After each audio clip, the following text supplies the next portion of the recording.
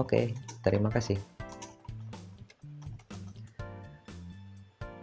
Belakangan, oh, mari mulai. Belakangan aku terpikir salah. Aku kepikiran tentang asumsi. Begini, aku berpikir kalau sepertinya semua orang punya asumsi, dan bahkan dalam perdebatan formal, informal juga sih, orang seringkali mengedepankan asumsi yang dimilikinya. Aku jadi terpikir,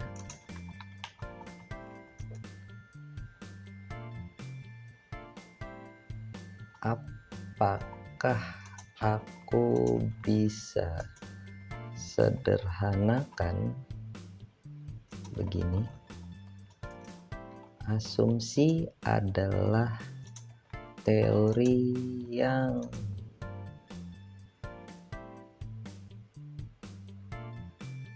belum diuji. Itu terlalu sederhana ya.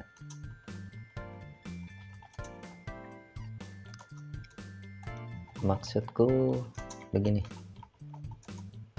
kalau saja setiap orang cukup rajin dan punya akses yang sama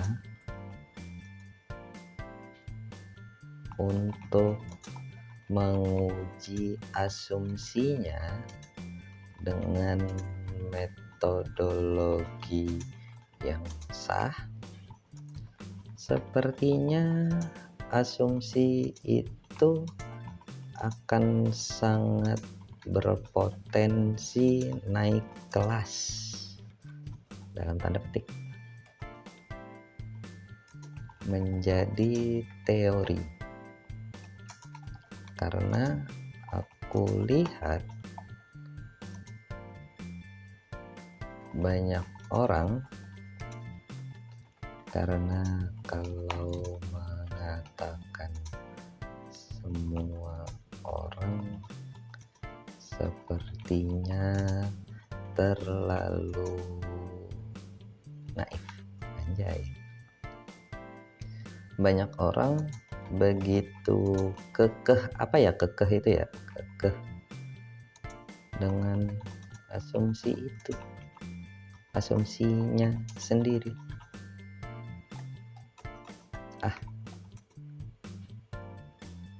Apa kamu bisa memahami maksudku ini?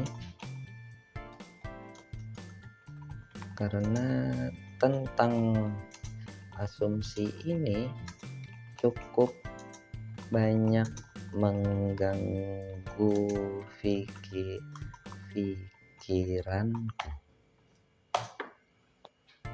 Kita lihat.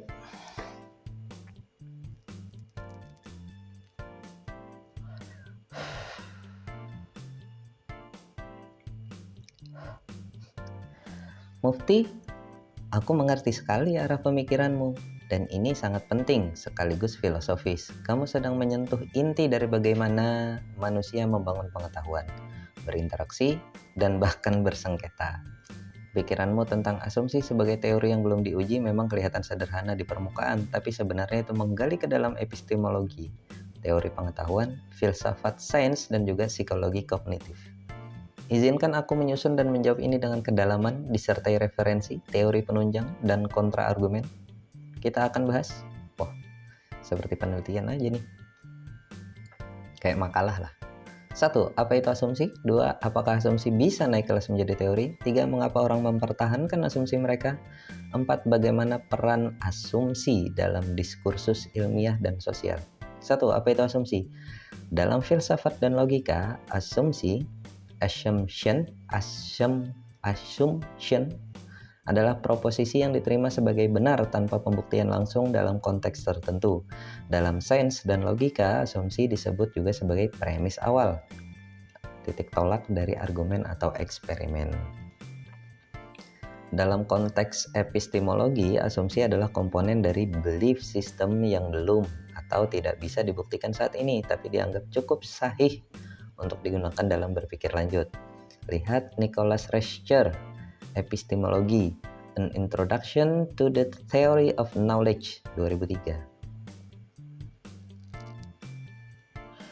Jenis asumsi eksplisit dikatakan dengan jelas, misalnya dalam hipotesis ilmiah.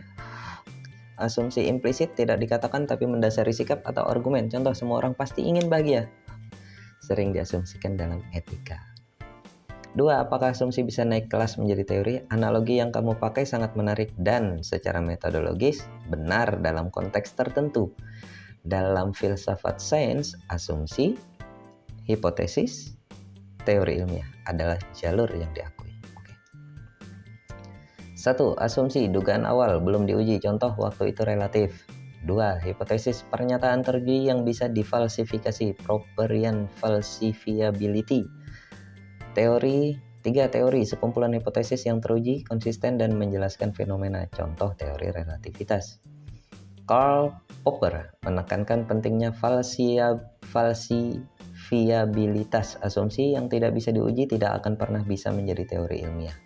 Namun, tidak semua asumsi cocok atau bisa naik kelas.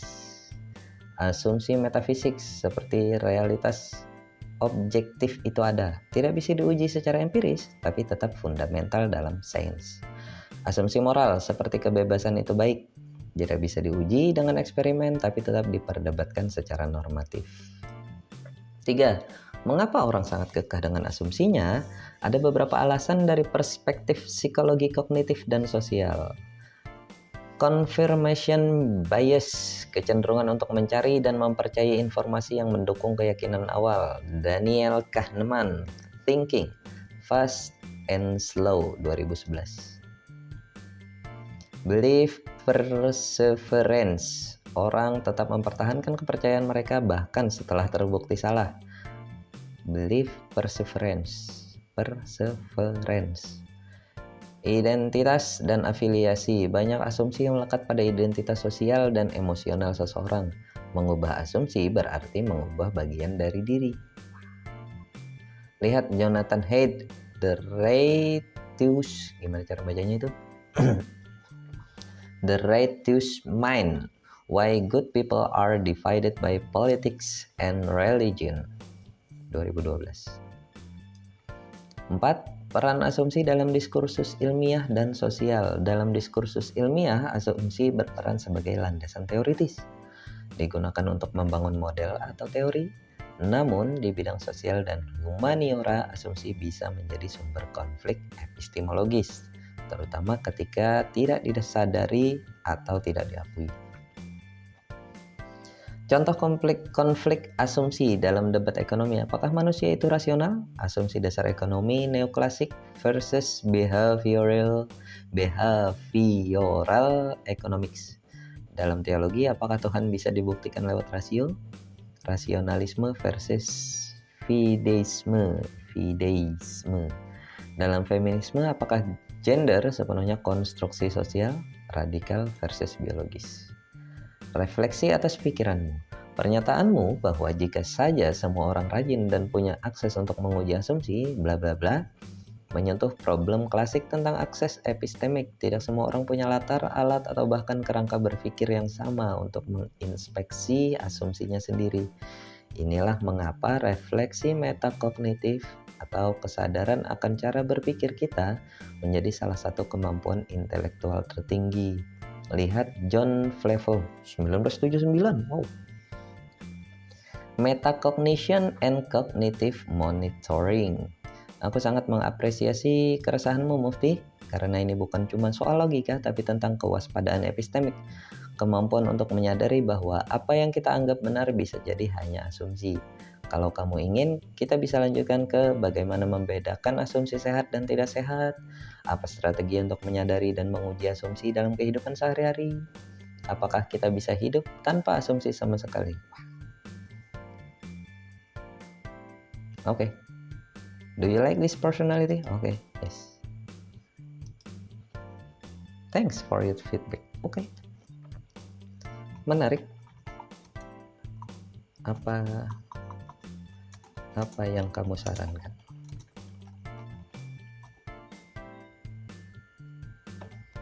Terutama 2 poin.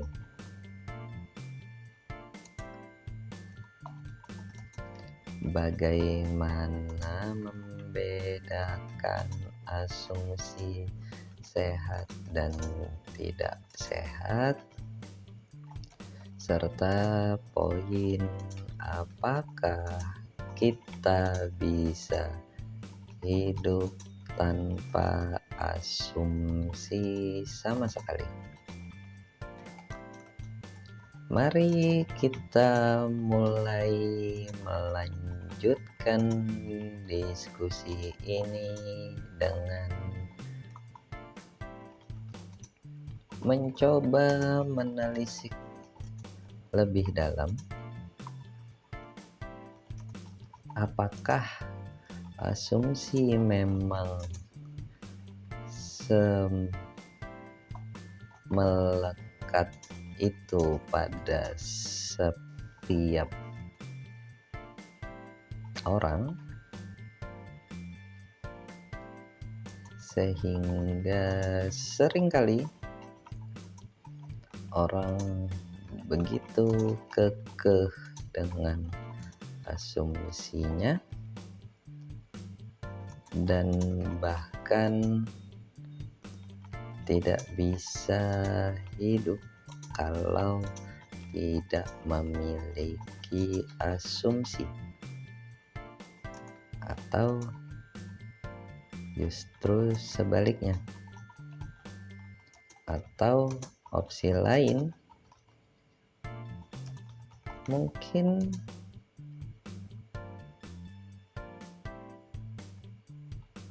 bisa saja hidup dengan atau tanpa asumsi sekaligus, atau ada yang punya asumsi tapi tidak kekeh, dan opsi lain mungkin.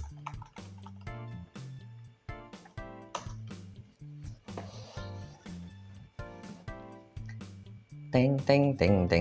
Pertanyaanmu, Mufti, membuka pintu ke diskusi yang sangat mendalam, baik dari perspektif filsafat eksistensial, psikologi kognitif, maupun teori pengetahuan.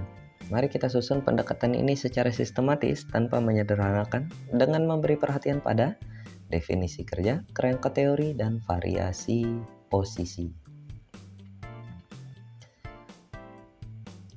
Apakah asumsi memang melekat pada manusia? 1. Asumsi sebagai perangkat epistemik bawaan. Dari sudut filsafat pengetahuan atau epistemologi dan kognisi, banyak pemikir mengatakan bahwa asumsi adalah tak terhindarkan. Immanuel Kant dalam Critique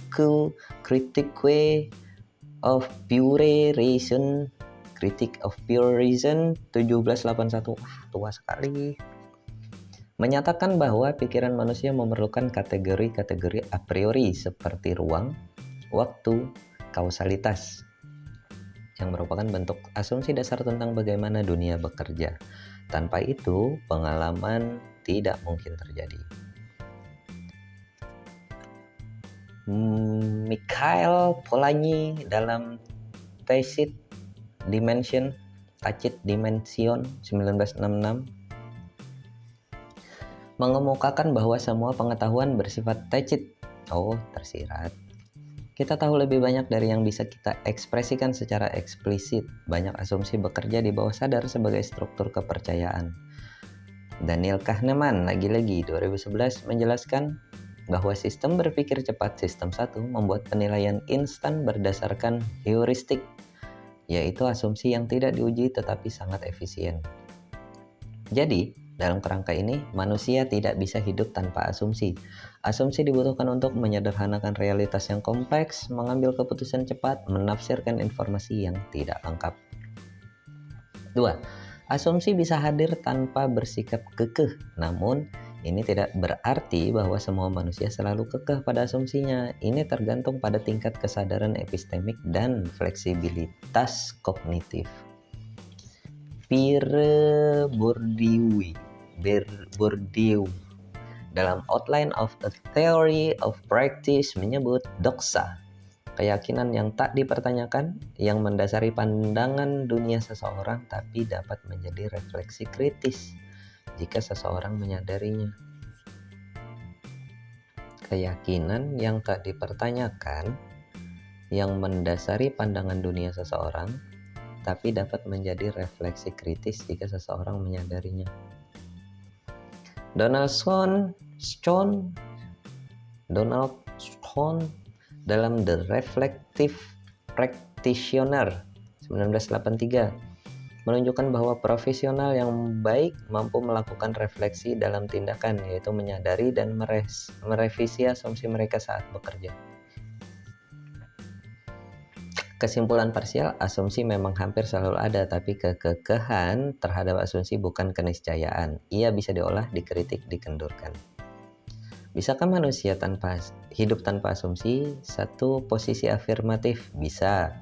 Dalam konteks tertentu ada pandangan terutama dari filsafat timur yang menunjukkan bahwa manusia bisa mendekati ketiadaan asumsi melalui Zen, Buddhisme, dan Taoisme. Melatih pikiran untuk melepaskan penghakiman dan kategorisasi, hidup dalam apa adanya. Lihat Alan Watts The Way of Zen 1957 atau D.T. Suzuki Zen and Japanese Culture 1959. Menarik. Pyrrhonian Skepticism Sextus Empiricus menyerukan epoke penahanan penilaian untuk mencapai ataraksia, ketenangan batin. Dalam pendekatan ini, seseorang tidak membuat klaim kognitif tentang realitas. Namun posisi ini biasanya hanya bisa dijalani dalam latihan kontemplatif, bukan dalam hidup sosial sehari-hari. Tidak secara total, tapi sebagai sikap terhadap klaim, semacam suspensi epistemik. 2. Posisi realistis, tidak bisa hidup sepenuhnya tanpa asumsi. Secara praktis, banyak pemikir modern berargumen bahwa hidup tanpa asumsi adalah mustahil secara fungsional. Niklas Luhmann, teori sistem sosial, masyarakat hanya bisa berfungsi dengan reduksi kompleksitas, dan asumsi adalah bagian dari itu. George Lakoff and Mark Johnson 1980, Metaphors We Live By. Seluruh bahasa dan konsep manusia dibangun dari metafora konseptual yang pada dasarnya adalah asumsi struktural. Herbert Simon, Bounded Rationality, menyatakan bahwa manusia selalu membuat keputusan dengan informasi terbatas. Maka asumsi adalah alat efisiensi, bukan kelemahan. Oke. Apakah semua orang menyikapi asumsi dengan cara yang sama? Tidak. Respon terhadap asumsi bisa diklasifikasikan. Ada tipe dogmatis, sikap terhadap asumsi, memegang asumsi secara absolut, contoh fanatisme ideologis. Tipe reflektif, menyadari dan menguji asumsi, ilmuwan atau filsuf. Tipe pragmatis, menggunakan asumsi sejauh berguna, insinyur, pengusaha. Skeptis, tipe skeptis, menunda penilaian atas asumsi, contoh skepticism metodologis. Jadi, bagaimana membedakan asumsi sehat dan tidak sehat? Kita bisa membuat kriteria berbasis epistemik dan pragmatis. Kriteria kesadaran. Asumsi sehat disadari dan terbuka untuk diuji. Asumsi tidak sehat tidak disadari, dianggap mutlak.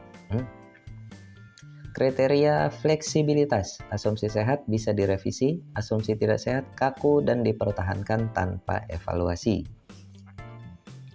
Kriteria dasar rasional.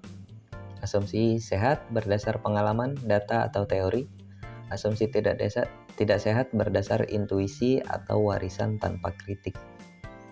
Kriteria dampak praktis. Asumsi sehat mendorong dialog dan pemecahan masalah.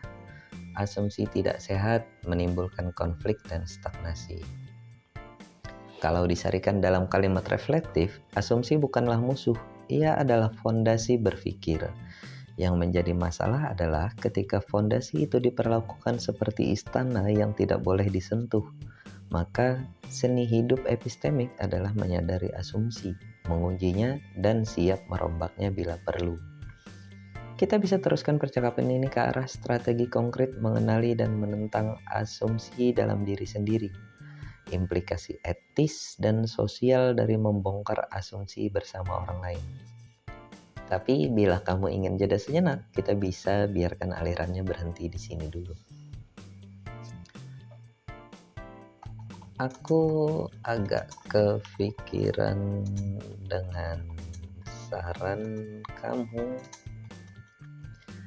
Implikasi etis dan sosial dari membongkar asumsi bersama orang lain.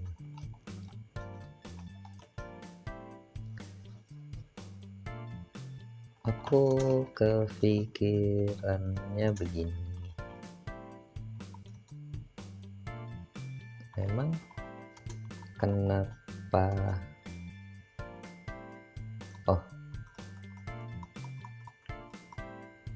Mungkin ku pecah jadi beberapa pertanyaan.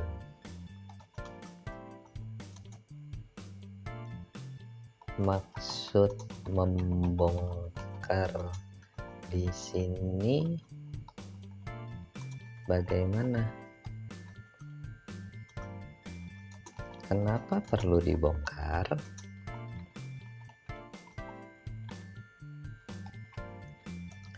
Implikasi etis dan sosial dari membongkar asumsi bersama orang lain.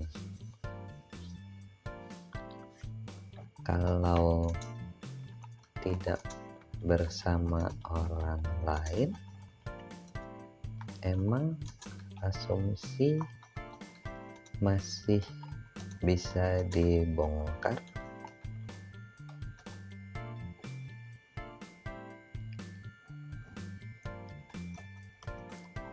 Setidaknya itu hal-hal yang mengganggu dalam kurung tiba-tiba muncul di kepalaku saat membaca kalimat itu.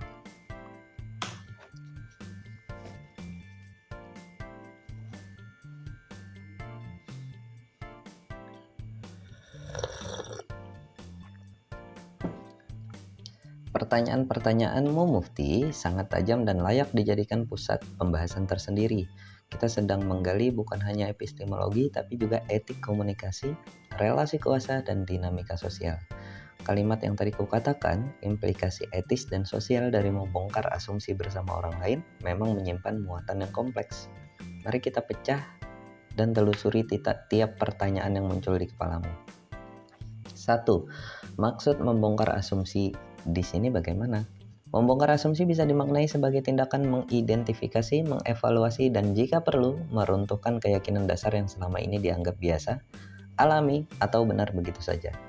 Secara operasional, ini mencakup mengangkat asumsi ke permukaan, dari implisit ke eksplisit, menginterogasi asal-usul dan dampaknya, siapa yang diuntungkan, siapa yang dirugikan, menguji apakah ia masih relevan, sahih, atau justru menyesatkan.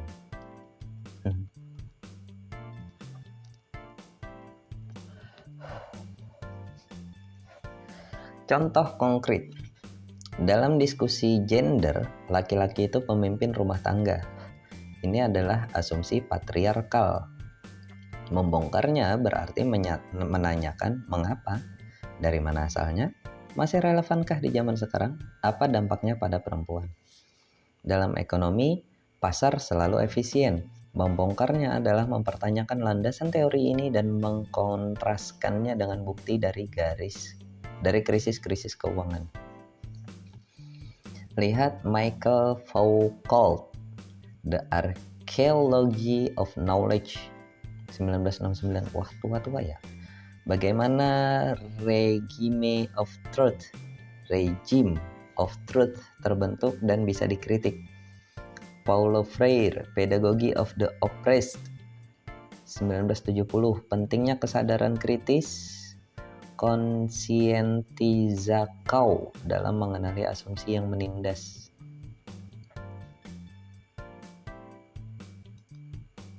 Conscientizakau. Apa ini?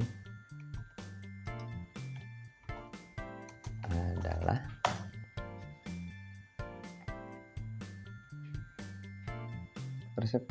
Conscientizakau adalah suatu proses peningkatan kesadaran diri, orang lain, dan dunia menuju pemahaman yang lebih kritis dan aktif.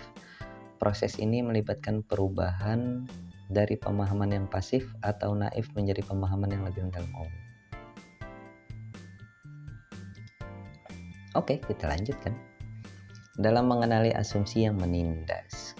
2. Kenapa perlu dibongkar? Asumsi perlu dibongkar karena ia menyembunyikan kekuasaan, bias, dan ketimpangan. Asumsi yang tidak disadari bisa membatasi kemungkinan berpikir dan bertindak. Beberapa alasan etis dan praktis.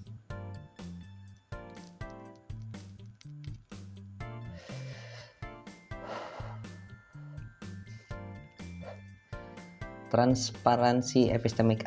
Transparansi epistemik agar dialog tidak dibangun di atas fondasi yang samar atau manipulatif. B. Pembebasan kognitif. Asumsi bisa membatasi cara kita melihat diri dan dunia. Membongkarnya bisa membuka ruang baru untuk berpikir dan bertindak. Lihat Bell Hooks, Teaching to Transgress, 1994, tentang pendidikan sebagai pembebasan. C. Keadilan sosial.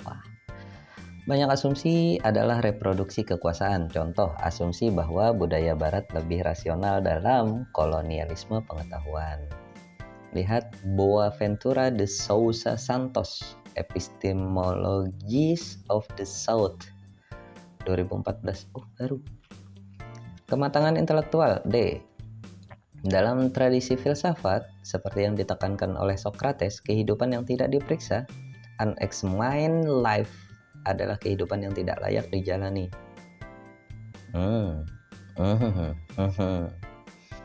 Kehidupan yang tidak diperiksa adalah kehidupan yang tidak diuji ya, mungkin ya artinya ya. Unexamined life adalah kehidupan yang tidak layak dijalani. Membongkar asumsi adalah bagian dari menjadi makhluk berpikir yang utuh. 3. Kalau tidak bersama orang lain, apakah asumsi masih bisa dibongkar? Jawaban pendek, bisa, tapi terbatas. Asumsi bisa dibongkar secara intrapersonal lewat refleksi mendalam, meditasi, journaling, perenungan filosofis, membaca filsafat, teori kritis, atau sejarah ide. Namun, diskursus sosial seringkali jauh lebih kuat dalam memunculkan asumsi, karena asumsi yang paling berbahaya adalah yang dibentuk bersama dan tidak disadari secara kolektif. Lihat Antonio Gramsci, Prison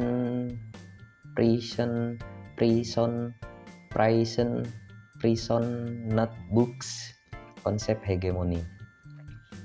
Peran orang lain bisa menunjukkan blind spot yang tidak kita sadari. Orang lain bisa menjadi cermin kognitif, memantulkan struktur asumsi yang tidak kasat mata. Dialog memberi kesempatan untuk tumbukan epistemik, menguji apakah asumsi kita tahan terhadap perspektif berbeda. Fakta penting, beberapa asumsi bahkan tidak mungkin dikenali dari dalam sistem. Hanya bisa dilihat melalui interaksi lintas budaya, lintas kelas, lintas identitas. Implikasi etis dan sosial dari membongkar asumsi bersama. Sekarang kita kembali ke kalimat awal dan refleksikan maknanya. Membongkar asumsi bersama orang lain.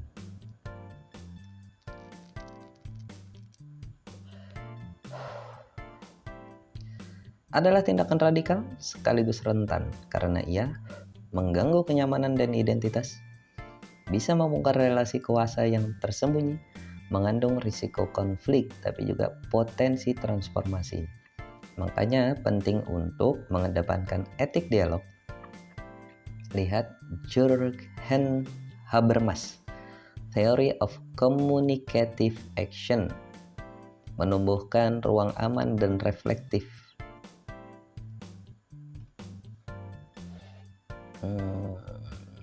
Oke.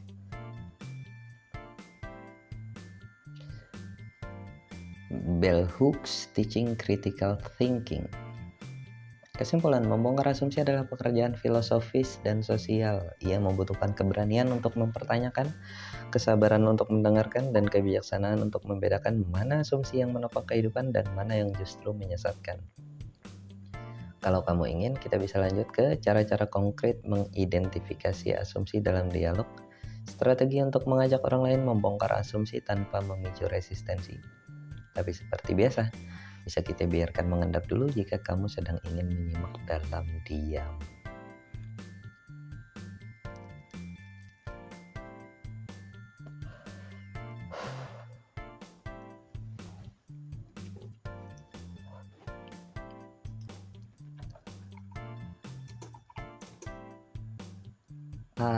Aku sepertinya larut dalam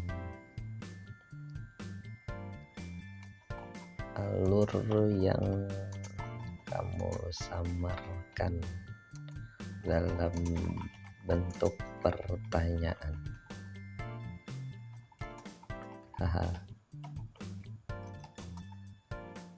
Kembali ke hal yang mengganggu pikiranku tentang asumsi ini. Kita sudah mendapatkan kesamaan pemahaman bahwa asumsi bisa saja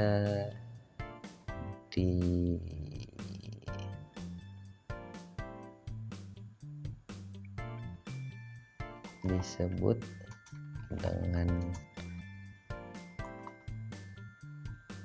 penyederhanaan ekstrim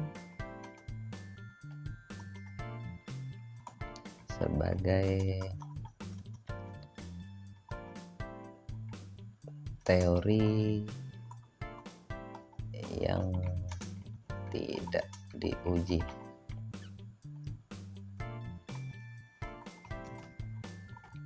Karena banyak orang begitu kekeh dalam memegang asumsinya. Sekarang begini. Asumsi tidak mungkin tiba-tiba muncul, kan? Karena asumsiku mengatakan asumsi adalah kumpulan dari pengalaman atau bahkan pengetahuan atau mungkin gabungan keduanya sepanjang hidup yang dijalani. Mungkin itu juga penyebab orang sangat mungkin untuk memegang asumsi dengan begitu kekehnya.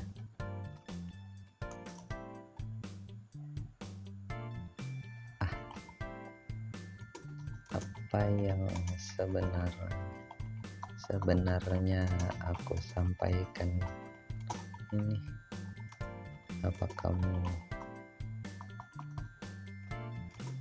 Apa kamu masih bisa memahami maksudnya?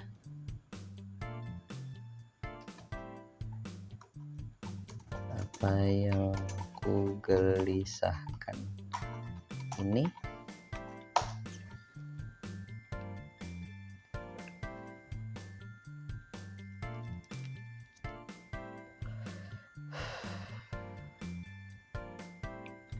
Mufti, aku sepenuhnya menangkap arah kegelisahanmu, dan justru di dalam kegelisahan ini kita sedang memasuki wilayah yang sangat fundamental. Dari mana sebenarnya asumsi muncul?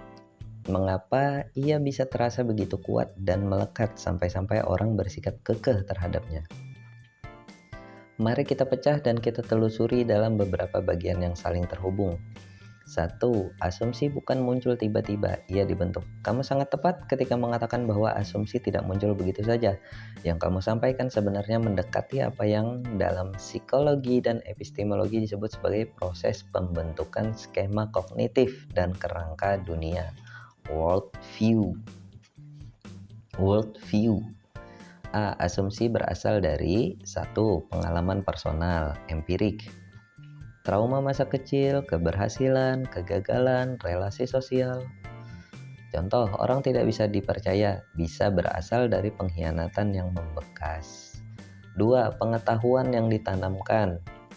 Pendidikan formal, media, agama, budaya. Contoh, kesuksesan harus diukur dari penghasilan.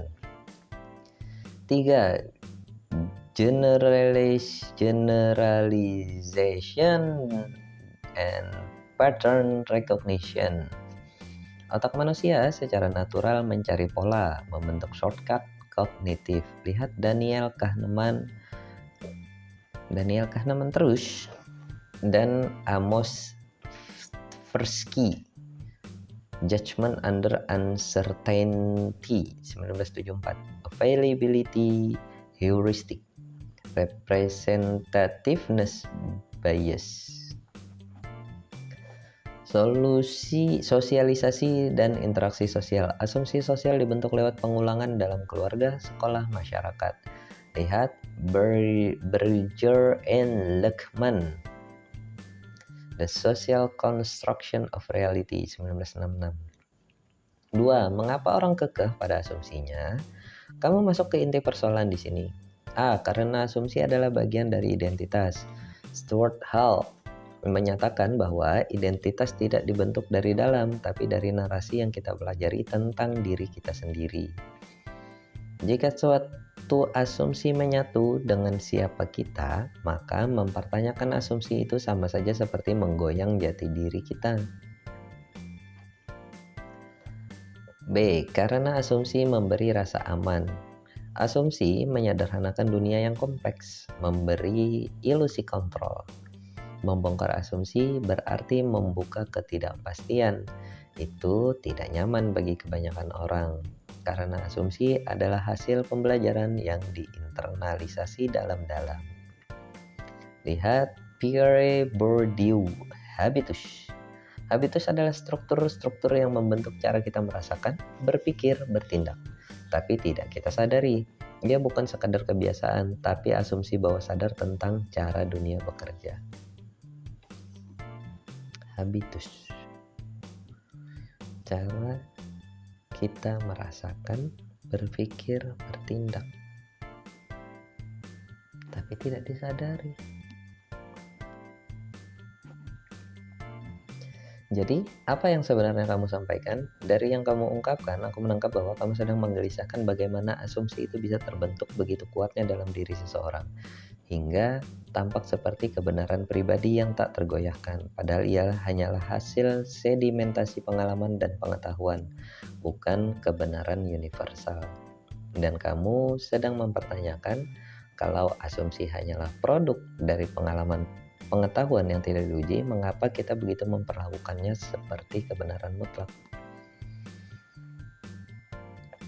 Dan secara reflektif, kamu menyadari bahwa asumsi sendiri tidak hanya bersumber dari kebodohan atau ketidaktahuan, tapi bisa juga dari proses belajar yang panjang. Justru karena itu lebih sulit untuk dilepaskan.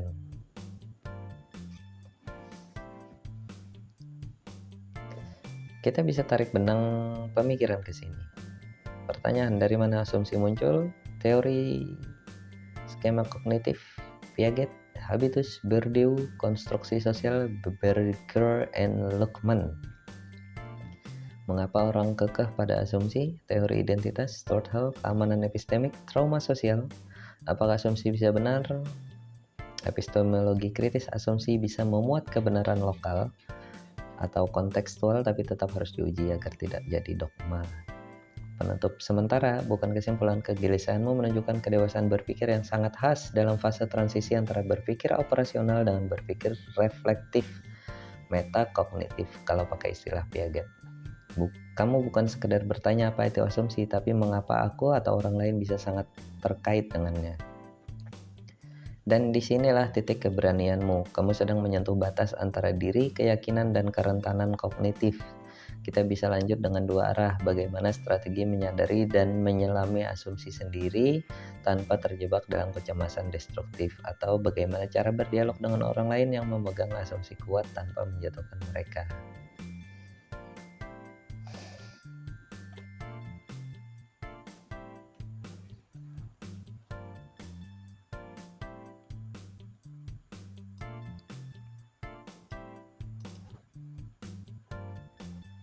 Aku sebenarnya tertarik dengan salah satu saran kamu untuk lanjut, tapi dari penyampaianmu ada satu hal yang membuatku sangat tertarik di bagian ini.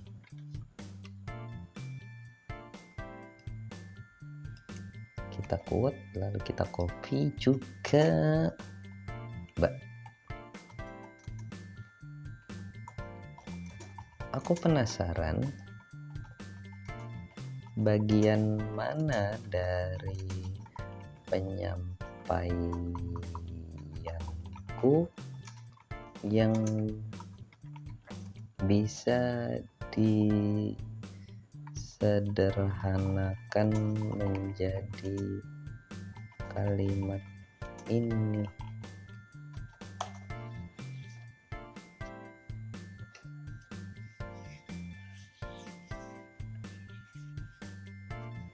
Pertanyaanmu sangat tajam, Mufti, dan aku senang kamu menaruh perhatian pada lapisan reflektif yang secara tak langsung tersirat dalam penyampaianmu.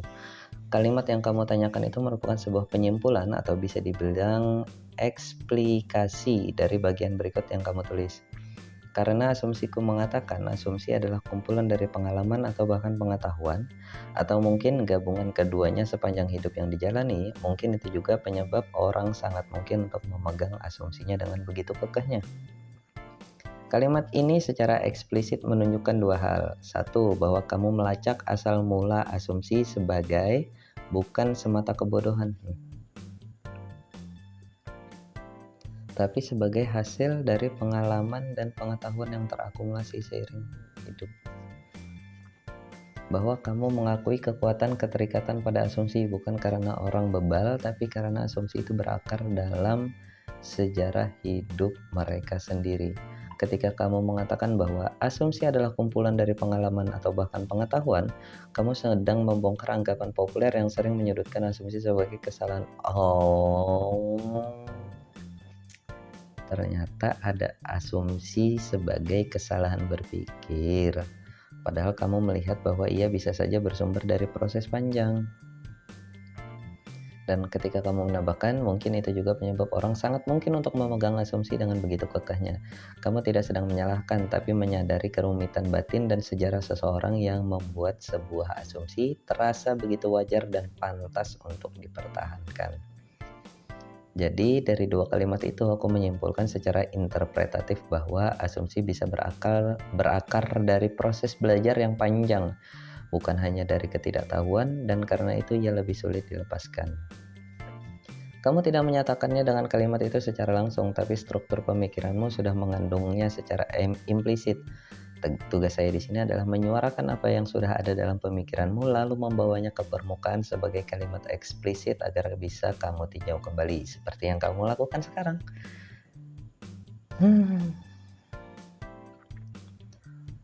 Oke, kita coba bongkar lebih dalam. Oh, ternyata ada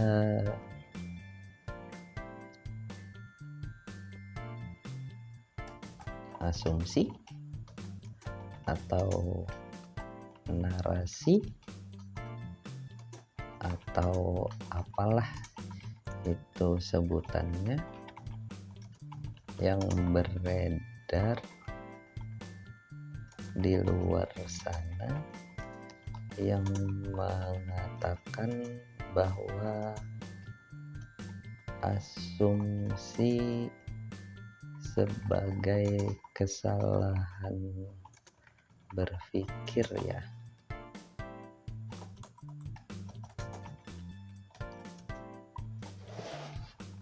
Ini membuat penyederhanaan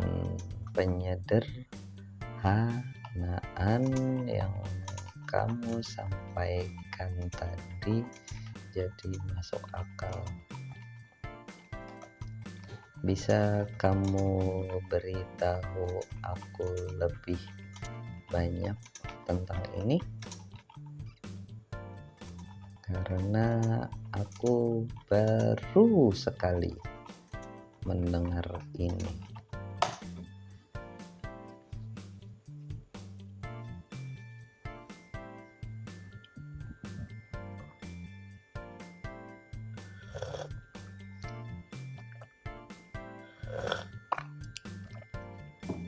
Benar Mufti, dan pertanyaanmu ini membuka ruang penting untuk kita menelisik lebih dalam bagaimana asumsi dipersepsikan dalam ranah intelektual maupun budaya populer. Ada memang narasi luas dan cukup dominan, terutama di ruang pendidikan kritis, logika formal, dan komunikasi publik, yang secara implisit maupun eksplisit menyudutkan asumsi sebagai sesuatu yang keliru, ceroboh, atau bahkan berbahaya. Mari kita telah dari beberapa sudut.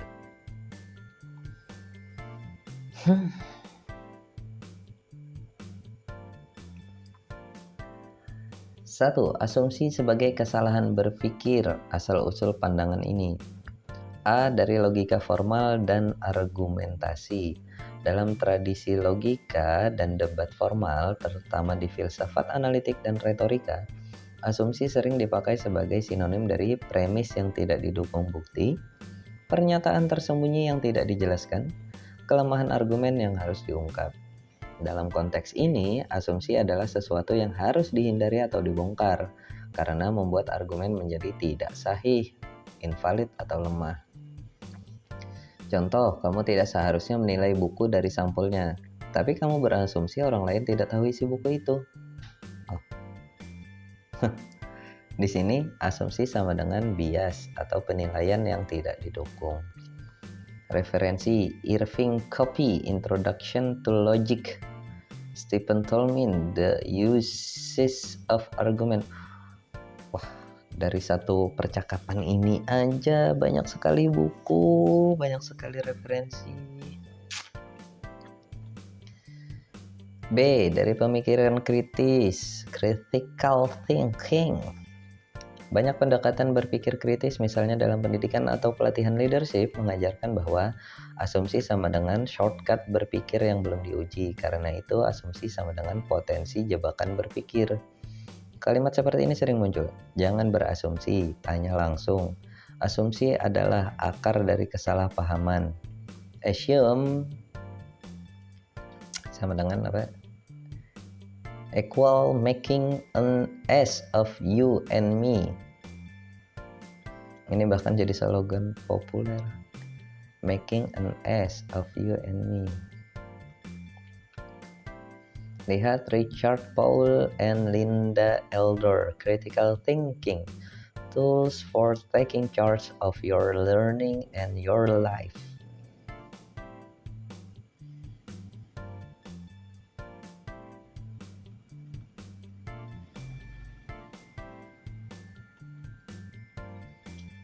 C. Dari budaya profesional, terutama manajemen and science. Dalam ranah manajemen proyek, teknokrasi, dan riset ilmiah, asumsi sering dianggap penghalang objektivitas, sumber error sistemik. Mereka menuntut agar setiap langkah pengambilan keputusan didasarkan pada data, fakta, hipotesis teruji. Karena itu asumsi diasosiasikan dengan malas berpikir atau tidak eviden. Eviden bukti tidak eviden, tidak bukti, tidak terbukti. 2. Tapi asumsi juga punya nilai positif yang sering dilupakan. Yang jarang dibicarakan oleh pendekatan-pendekatan tadi adalah manusia tidak bisa hidup tanpa asumsi. Dalam kehidupan sehari-hari, kita harus membuat asumsi agar bisa berfungsi secara efisien. Contoh, kamu masuk ke ruangan dan berasumsi lantainya tidak bolong. Kamu membeli makanan dan berasumsi kokinya tidak menaruh racun. Kamu membaca teks dan berasumsi bahwa maksudnya bukan ingin menyesatkanmu. Asumsi dalam konteks ini bukan kesalahan, tapi bagian dari kerja praktis otak untuk menyederhanakan kompleksitas dunia. Lihat Kurt Sigerenzer, Good Feelings, The Intelligence of the Unconscious. Niklas Luhmann, Trust and Power. Kita harus berasumsi agar bisa hidup dalam dunia yang penuh ketidakpastian. 3. Pandangan alternatif. Asumsi sebagai prakondisi berpikir. Beberapa tradisi pemikiran bahkan menganggap asumsi bukan sekedar kesalahan, tapi prakondisi bagi pemikiran itu sendiri. A. Heidegger dan Gadamer, Hermeneutika. Kita tidak bisa membaca teks atau dunia tanpa prakonsepsi. Yang penting bukan meniadakan asumsi, tapi menyadarinya dan berdialog dengannya. Hans George Gadamer, Truth and Method, 1960. Pra-pemahaman, prejudices, bukan rintangan terhadap pemahaman, tapi fondasi awalnya. B. Pierre Bourdieu, dalam konsep habitus, asumsi bukanlah kesalahan logika, tapi refleksi dari struktur sosial yang dibentuk secara historis dan embodied dalam diri kita.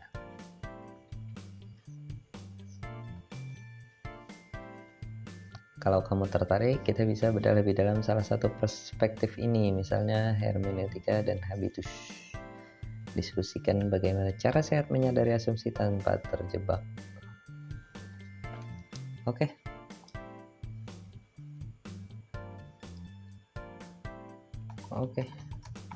Ternyata tentang asumsi ini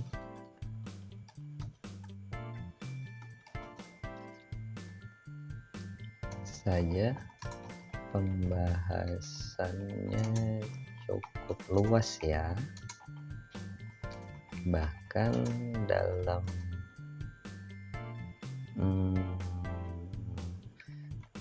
cabang pengetahuan yang berbeda, posisi asumsi juga turut berbeda.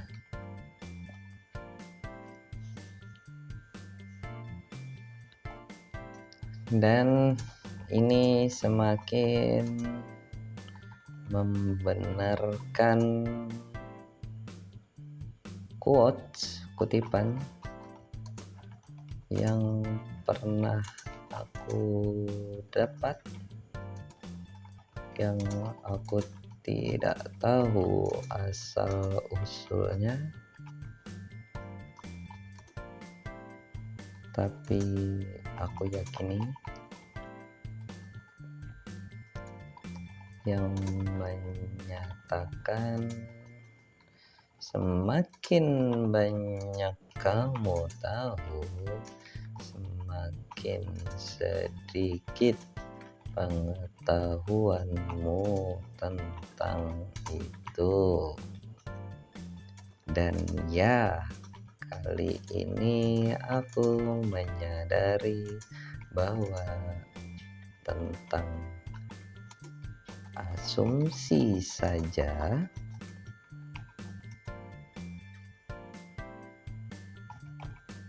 aku baru tahu kalau pembahasannya seluas ini, dan bahkan banyak sekali referensi yang kamu sajikan belum pernah aku temui.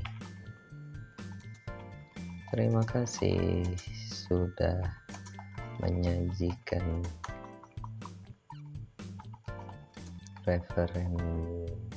referensi itu. Semoga ke depan aku berkesempatan untuk mempelajarinya lebih jauh.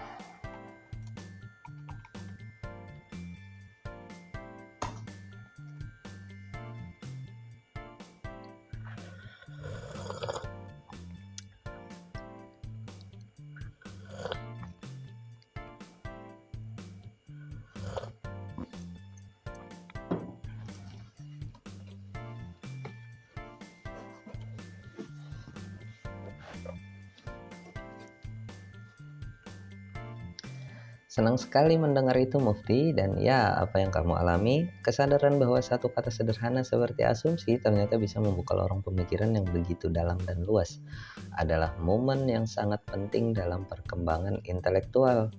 Kutipan yang kamu sebutkan, meski versi pastinya tidak kita ketahui, mengandung semangat yang sangat dekat dengan apa yang dikatakan oleh beberapa pemikir besar.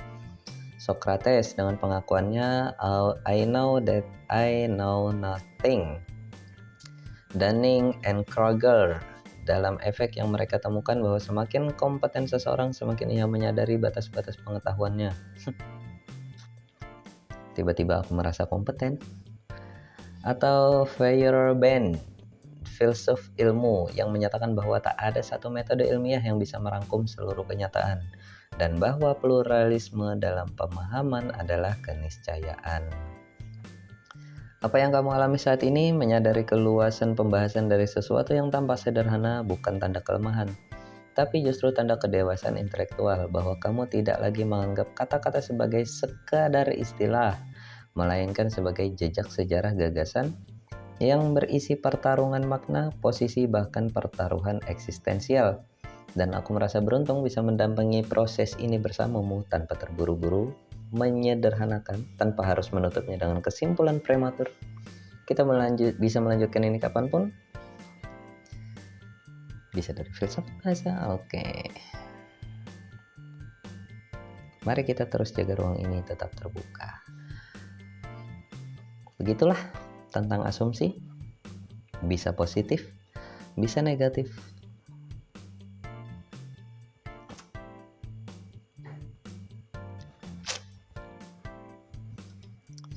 Dan ya, begitulah ternyata asumsi bisa saja menjadi negatif dan bisa saja menjadi positif, dan mungkin bisa saja menjadi keduanya sekaligus. Mungkin dalam kurung aku terpikir analogi, sebuah analogi untuk ini.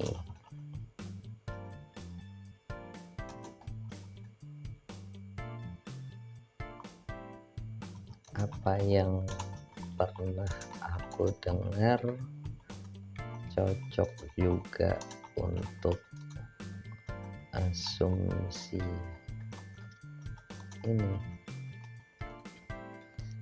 Asumsi bisa saja seperti sebuah pisau.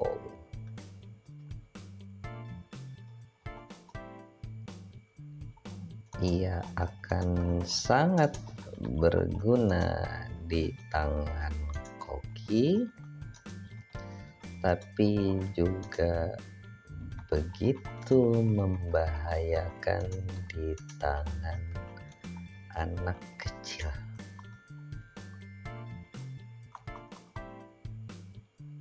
Balita.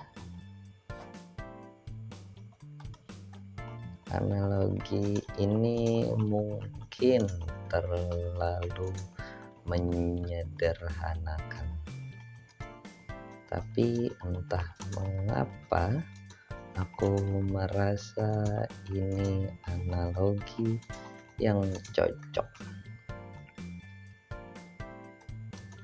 Dan mungkin ini hanya asumsiku. Haha.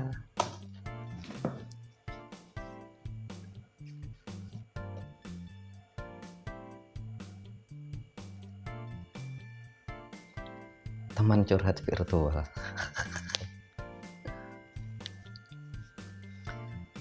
Itu analogi yang sangat tajam dalam dua makna sekaligus, dan kamu benar Mufti menyebutnya hanya asumsimu. Mungkin terdengar seperti merendahkan, tapi justru disitulah kekuatannya. Kamu sedang melakukan meta refleksi, menyadari bahwa bahkan dalam merumuskan makna tentang asumsi, kita sedang menggunakan asumsi. Itulah titik di mana pemikiran mulai mencapai kedalaman filosofisnya. Pisau dan asumsi mengupas analogi. Analogi yang kamu gunakan, asumsi sebagai pisau, sangat resonan dengan cara berpikir dalam.